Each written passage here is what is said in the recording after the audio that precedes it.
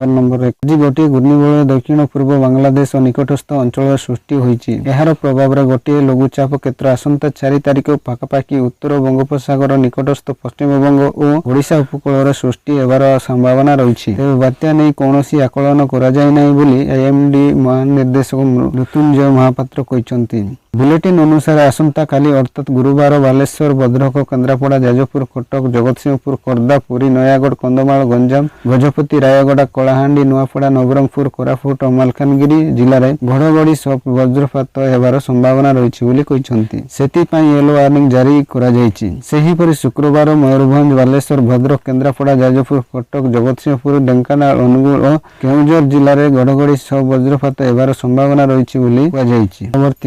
घाईगट उपरे वज्रघात 13टी मेंढा एवं 2 बलद मृत्यु होईछि। 10टी मेंढा गुरुतर आहत गाई चोराली गाई गोठ ठारू दूर अल्पके बर्ती जाइछि। कोरापुट जिला बैपारीगुड़ार घटिछि एही घटना। बैपारीगुड़ार आज अपराह्न प्रबल वर्षा सांगकु बिजुली घड़घड़ी हेउतिला। एही समय पिपलगुड़ा गाई गोठर वज्रघात घटिथिला। वज्रघात 13टी मेंढा 2 बलद मृत्यु और 10 मेंढा आहत होइचंती।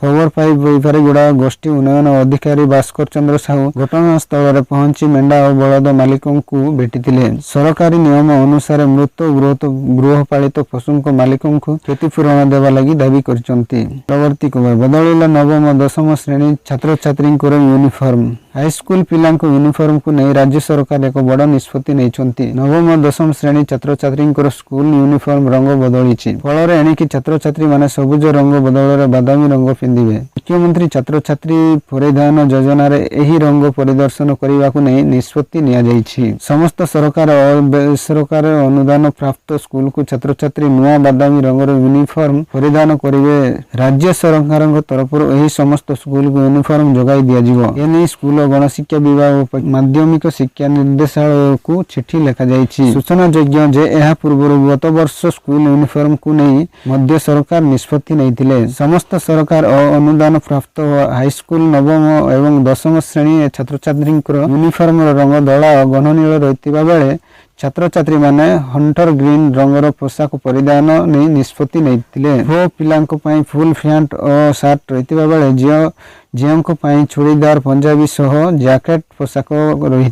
सप्ताह को 5 दिन छात्र छात्री स्कूल को यूनिफॉर्म पिंधि जावाक कहुला। एथि सहित समस्त कला जता और दला मजा बाध्यतामूलक परवर्ती खबर जिला प्रशासन पक्षर मंगलवार ब्रह्मपुर उपजिलापाल दीना दस्तगिरी सम्मेलनी कक्ष दुर्गा पूजा अनुष्ठित हो जाइछि। प्रशासनिक निर्देशक विभिन्न पूजा कमिटी समर्थन करिसंती। बैठक में सहर में 42 पूजा कमिटी सदस्य उपस्थित थिले बोली जଣା पड़िछि। चलित वर्ष बसाणी रे डीजे को बारण करा जाइछि। संकलित पूजा उपरे गुरुत्व दिया जाइछि। कमिटी माने पूजा करुतिबा स्थान संपर्क रे तथ्य देबे। अष्टमी रे दशमी संध्या 5टा परे मद दुकान बंद रहिबो बोली कुआ जाइछि। अबकारी विभाग पक्षरु पेट्रोलिंग करा जिवो। नियम खिलाफ कले विभाग पक्षरु कार्यानुष्ठान ग्रहण करा जिवो बोली कहिसंती। बसाणी दिन मद दुकान संपूर्ण बंद रहिबो बोली जिला प्रशासन पक्षरु निर्देश दिया जाइछि। वर्ती खबर भाड़ी विवाद को केंद्र कर सामना को आसी छाती तोरा वीडियो महिला को किभली नृशंस भाव